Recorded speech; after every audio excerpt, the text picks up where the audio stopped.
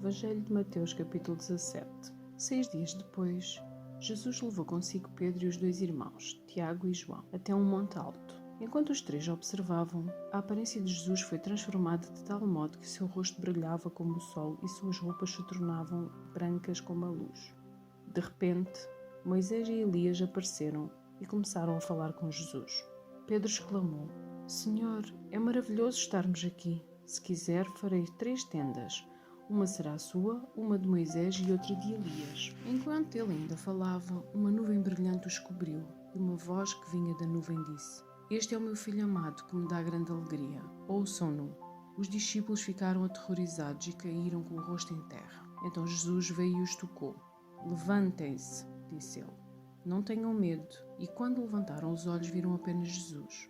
Enquanto desciam do monte, Jesus lhes ordenou: Não contem a ninguém o que viram até que o Filho do Homem ressuscite dos mortos. Os discípulos lhe perguntaram: Por que os mestres da lei afirmam que é necessário que Elias volte antes que o Cristo venha? Jesus respondeu: De facto, Elias vem e restaurará tudo. Eu, porém, lhes digo: Elias já veio, mas não o reconheceram e preferiram maltratá-lo. Da mesma forma também farão o Filho do Homem sofrer. Então os discípulos entenderam que ele estava falando de João Batista. Ao pé do monte, uma grande multidão o esperava. Um homem veio, ajoelhou-se diante de Jesus e disse: Senhor, tenha misericórdia do meu filho.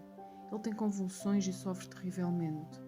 Muitas vezes cai no fogo ou na água. Eu o trouxe a seus discípulos, mas eles não puderam curá-lo. Jesus disse: Geração incrédula e corrompida.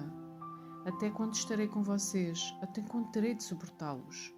Tragam o menino para cá. Então Jesus repreendeu o demónio e ele saiu do menino, que ficou curado a partir daquele momento. Mais tarde, os discípulos perguntaram a Jesus em particular: Por que não conseguimos expulsar aquele demónio?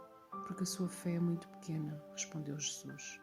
Eu lhes digo a verdade: se tivessem fé, ainda que do tamanho de uma semente de mostarda, poderiam dizer a este monte: Mova-se daqui para lá, e ele se moveria. Nada seria impossível para vocês, mas essa espécie não sai senão com oração e jejum. Quando voltaram a se reunir na Galileia, Jesus lhes disse: O Filho do Homem será traído e entregue nas mãos humanas.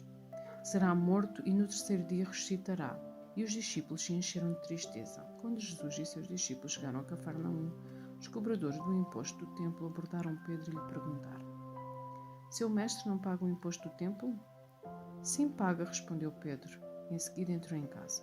Antes que ele tivesse a oportunidade de falar, Jesus lhe perguntou: O que você acha, Simão? O que os reis costumam fazer? Cobram impostos do seu povo ou dos povos conquistados? Cobram dos povos conquistados, respondeu Pedro. Pois bem, disse Jesus, os cidadãos estão isentos.